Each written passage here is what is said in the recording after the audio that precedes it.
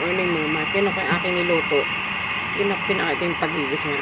Nakatulugan ko. Buti ginising ko ng maliit ko. Ito ko ng ulam. Antok na kasi ako mga mare.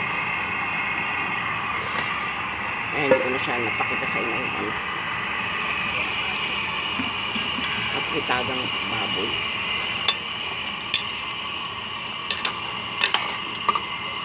Baka ginising ako ng maliit ko. Kung hindi ako ginising ka.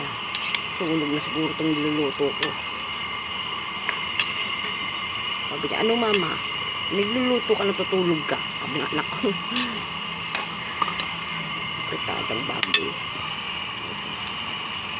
Kain po tayo mga mare. Tapos nito matutulog na ako. Ako naantok na talaga ako. Dahil mamaya, pag medyo nakatulog-tulog ako, maglalaban naman ako.